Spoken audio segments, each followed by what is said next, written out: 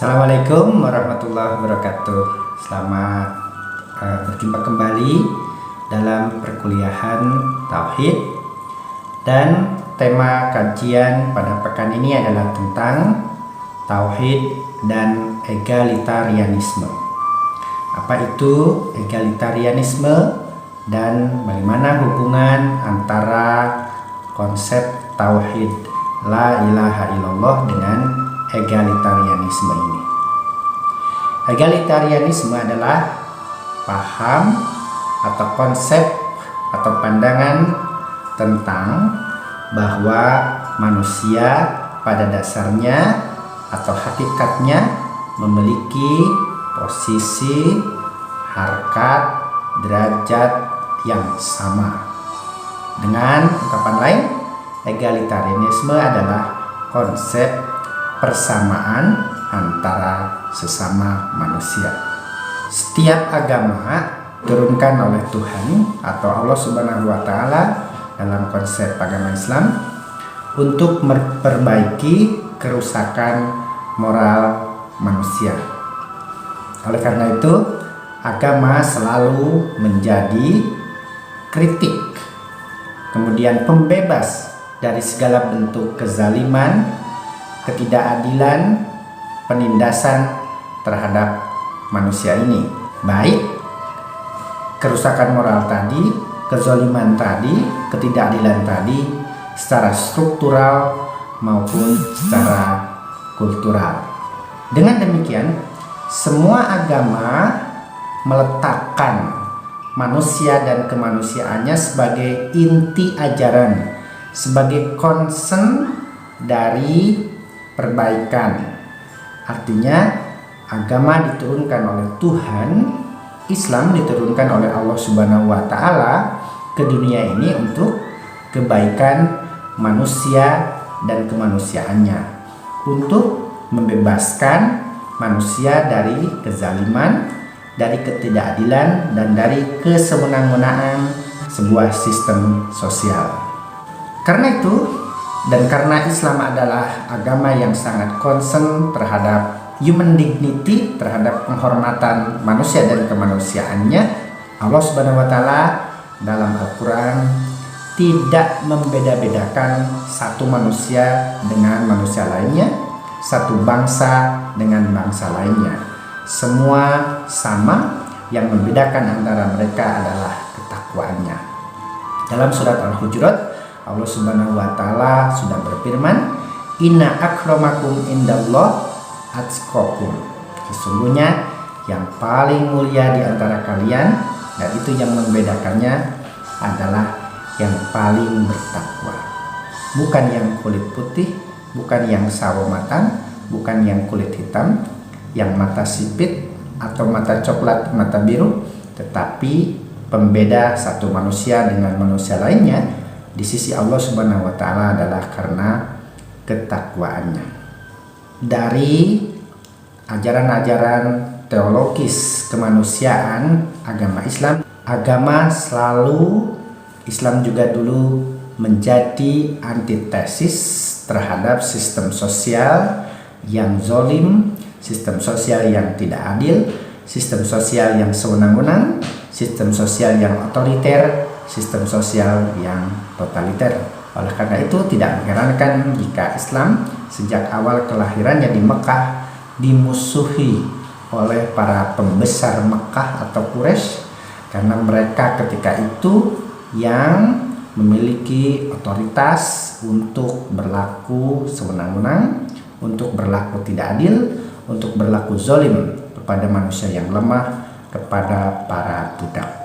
Memang dalam kitab suci Al-Quran, manusia itu tinggi harkat derajatnya dijamin secara teologis oleh Allah Subhanahu wa Ta'ala.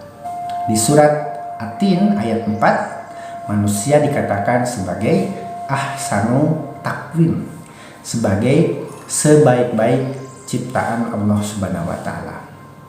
Di surat Al-Isra ayat 70, Allah Subhanahu wa Ta'ala berfirman, A'udzubillahi minasyaitonirrajim. Bismillahirrahmanirrahim. Walaqad karamna bani Adam wa hamalnahum fil barri wal bahri warzaqnahum minat thayyibat wa fadalnahum ala katsirin mimman khalaqna tafdila. Sungguh kata Allah Subhanahu wa taala, kami sudah memuliakan Bani Adam. Artinya Allah Subhanahu wa taala sendiri sudah memuliakan manusia atau Bani Adam dan keturunannya. Dalam surat Al-Maidah ayat 32 bahkan Allah Subhanahu wa taala sudah menegaskan bahwa nilai satu manusia itu sama dengan nilai seluruh umat manusia secara universal. A'udzubillahi minasyaitonirrajim. Bismillahirrahmanirrahim. Min ajli dalik katabna ala bani Adam annahu man qatala nafsan bighairi nafsin aw fasadin fil ard faka'annama qatalan nas jami'an wa man ahyan nas faka'annama ahyan nas jami'an. Dan telah ditetapkan kepada Bani Israel, kepada manusia secara keseluruhan, bahwa siapa yang membunuh satu manusia tanpa sebab seperti membunuh seluruh umat manusia. Jadi dosanya itu ke seluruh umat manusia. Begitu pula barang siapa yang memuliakan, memberi kehidupan kepada satu manusia seperti menghidupkan seluruh umat manusia. Jadi jelas dalam Islam manusia secara universal memiliki harkat derajat yang sangat tinggi sekali, karena satu manusia itu sama nilainya dengan seluruh umat manusia. Dengan demikian, dari ayat minimal 3 ayat tadi, At-Tin ayat 4, Isra ayat 70 dan surat Al-Maidah ayat 32 membuktikan bahwa secara teologis, secara ajaran Islam sangat menjunjung tinggi nilai manusia dan kemanusiaannya. Nah, pesan kemanusiaan atau humanisme dalam bahasa sekarang atau humanisme Islam ini adalah pesan semua para nabi, karena semua nabi itu dan rasul pesannya sama dari Allah Subhanahu wa taala, yakni tentang bertauhid kepada Allah Subhanahu wa taala dan implikasi kemanusiaannya. Dalam surat An-Nisa ayat 163 Allah Subhanahu wa taala berfirman, Bismillahirrahmanirrahim. Inna auhayna ilaika kama auhayna ila nuhin wan nabiyina min ba'di wa auhayna ila Ibrahim wa Ismail wa Ishaq wa Yaqub wal asbat wa Isa wa Musa wa Ayyub wa Yunus wa Harun wa Sulaiman.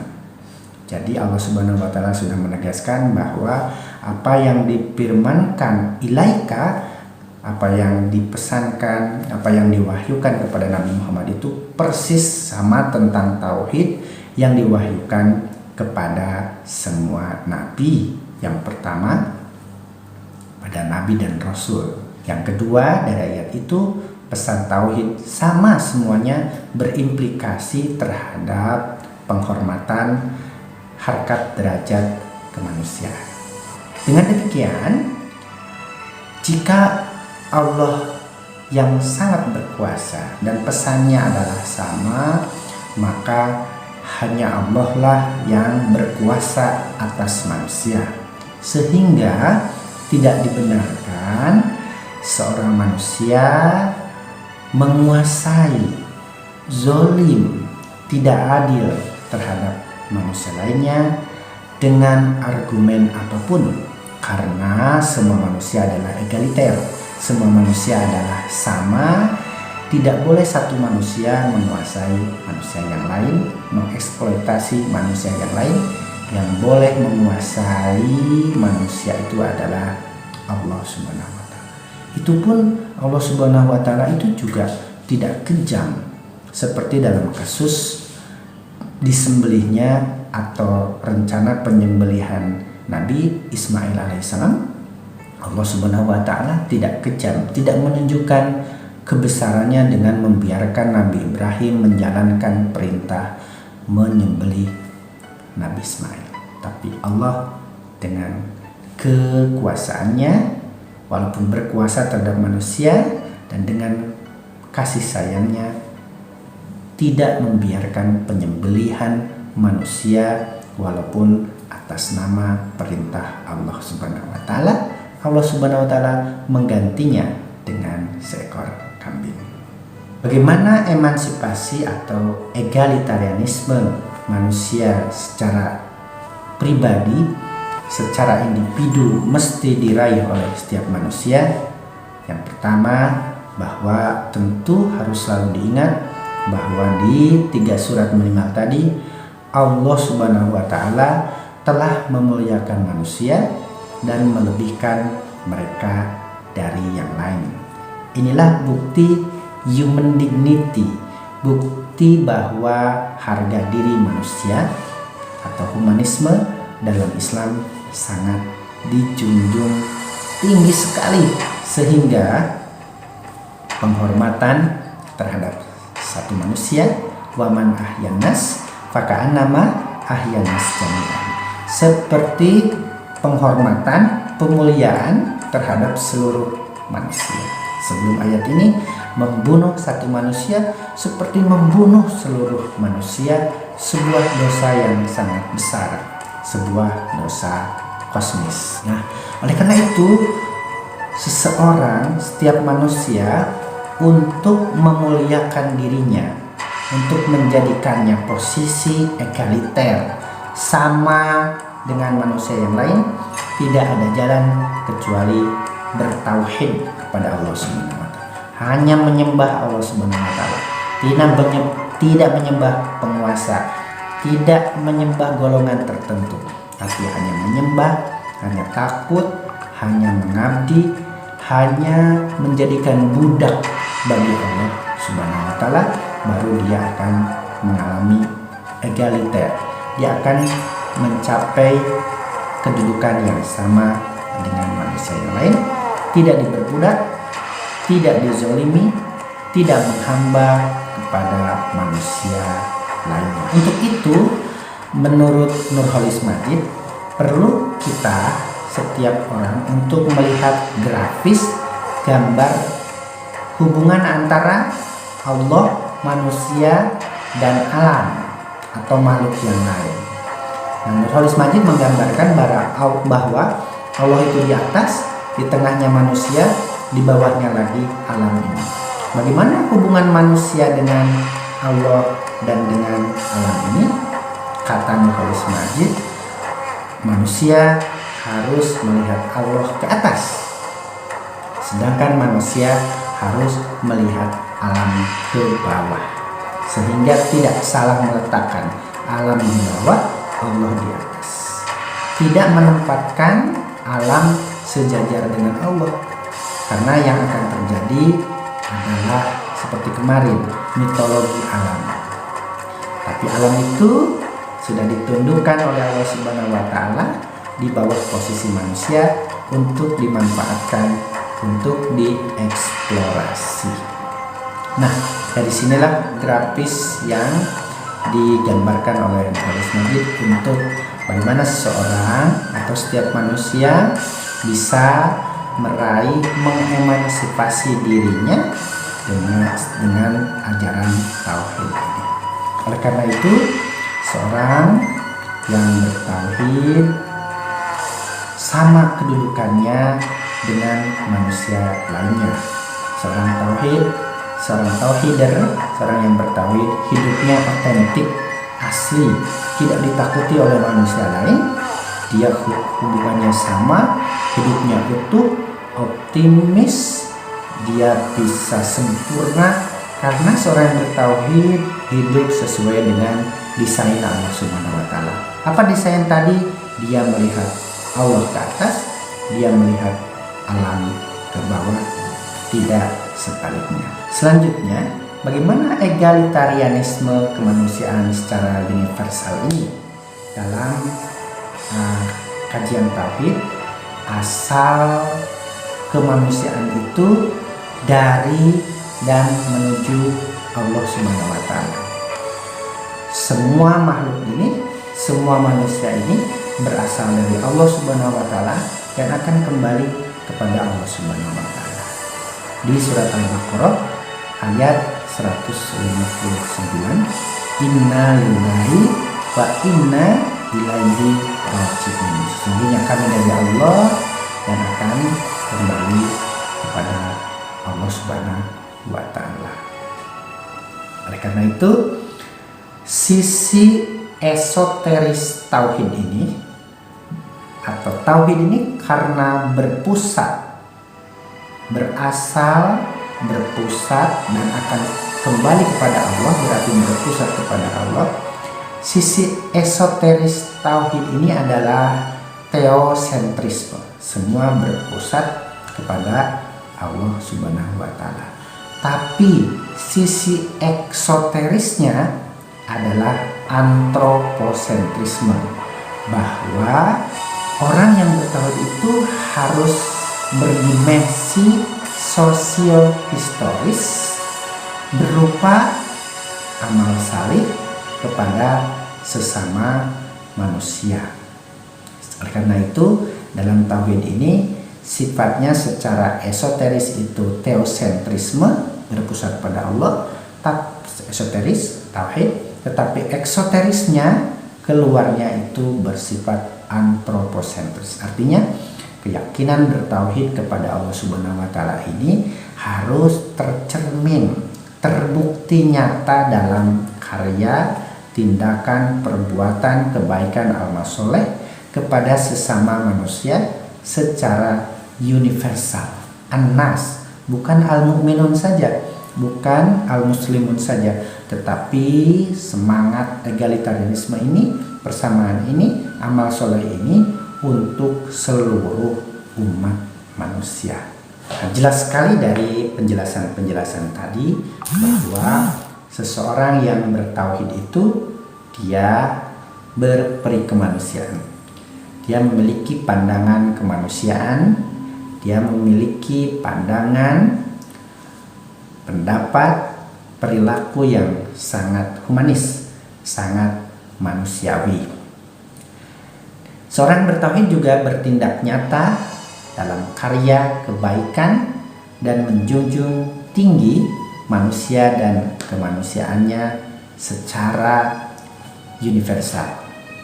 Seorang yang bertauhid juga dia memiliki konsep atau pandangan hidup egalitarianisme, bahwa semua manusia adalah sama.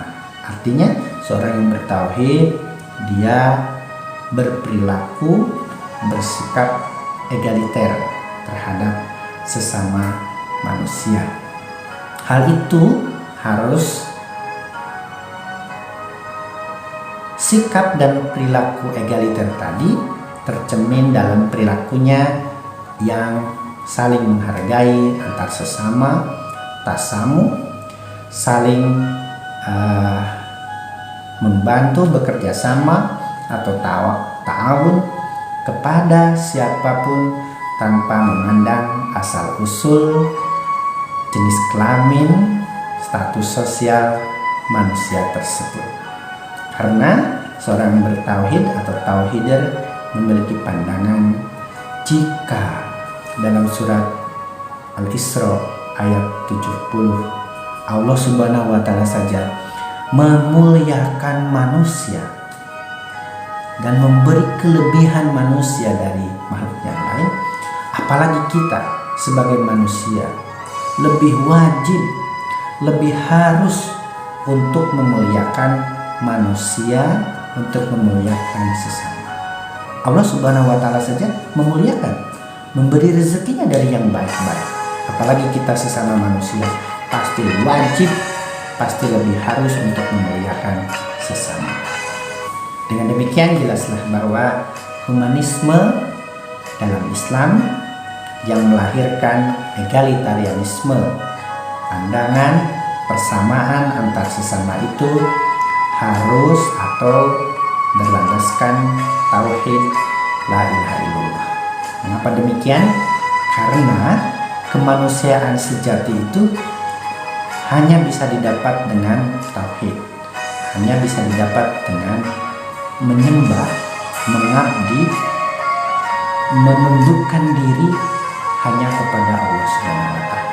Baru seseorang bisa menemukan dirinya yang bebas, dirinya yang otentik, dirinya yang terbebaskan dari segala bentuk belenggu kehidupan ini. Lainnya, tidak ada pemutlakan terhadap sesama dalam Islam. Siapapun manusia ini bisa betul, bisa salah, bisa benar, bisa keliru, sehingga mereka atau manusia bukanlah malaikat yang anti dikritik, yang anti diperbaiki, yang tidak pernah salah. Tapi manusia adalah manusia, makanul khotok wa nisyan, tempat salah dan lupa. Kita atau manusia yang bertauhid tidak melakukan pemutlakan terhadap sesama adalah hubungan yang egaliter, al-masawa, yang sama antara manusia dengan manusia lain, baik dalam kehidupan sosial politik, sosial ekonomi, pendidikan, dan sebagainya. Dengan demikian, ajaran tauhid la ilaha illallah dalam Islam ini menegaskan satu persamaan yang sangat sejati antar sesama, bahwa semua manusia di hadapan Allah Subhanahu wa Ta'ala sama, sebagaimana dalam surat Al-Hujurat. Ya ayuhan nas, inna khalaqnakum min dzakarin wa untha wa ja'alnakum syu'uban wa qabaila lita'arafu inna akramakum indallah atqakum. Jadi manusia ini diciptakan berkabilah-kabilah, berbangsa-bangsa untuk saling mengenal, bukan untuk saling menguasai. Karena inna akramakum indallah atqakum. Yang paling mulia di antara manusia ini menurut Allah Subhanahu wa Ta'ala adalah orang yang paling bertakwa. Yang kedua, tauhid la ilaha illallah menegaskan tidak seorang pun boleh diingkari hak-hak dasarnya, hak-hak asasinya. Tidak boleh, tidak dibenarkan dalam Islam seseorang, satu orang pun diingkari hak-hak dasarnya. Hak hidup, hak mengatakan pendapat, hak beribadah, hak hanya menyembah Allah Subhanahu wa Ta'ala. Yang ketiga, tauhid la ilaha illallah ini menegaskan bahwa no support for, tidak ada, tidak dibenarkan, tidak boleh mendukung sebuah sistem sosial kemasyarakatan atau kenegaraan yang zalim, yang menindas, yang tidak adil, yang sewenang-wenang, yang totaliter, yang menindas manusia dan kemanusiaannya, walaupun terhadap satu orang. Apapun itu, sistem sosial, sistem kenegaraan yang tidak mensupport, tidak menjunjung tinggi harkat dan martabat kemanusiaan universal, tidak dibenarkan menurut ajaran tauhid la ilaha illallah ini. Tidak boleh didukung, tetapi harus dibetulkan, harus diluruskan dengan cara-cara yang egaliter pula, dengan cara-cara bertauhid pula, dengan cara-cara yang islami juga. Kajian tauhid la ilaha illallah pekan ini membuktikan hubungan yang sangat nyata antara konsep atau ajaran tauhid la ilaha illallah, tiada Tuhan selain Allah, dengan konsep egalitarianisme dengan konsep atau ajaran persamaan antara sesama manusia. Tentu karena hanya Allah yang maha segalanya, kita semua manusia ini tidak maha segalanya. Kita ini sama kedudukannya, sama posisinya, sama harkat dan derajatnya di hadapan Allah Subhanahu wa Ta'ala. Yang membedakan adalah ketakwaan kita masing-masing. Kajian tauhid pada pekan ini juga membuktikan kepada kita bahwa diskusi tentang tauhid itu sangat menyenangkan, sangat membahagiakan, sangat membebaskan, sangat mencerdaskan, dan sangat revolusioner. Wallahu a'lam bishawab. Assalamualaikum warahmatullahi wabarakatuh.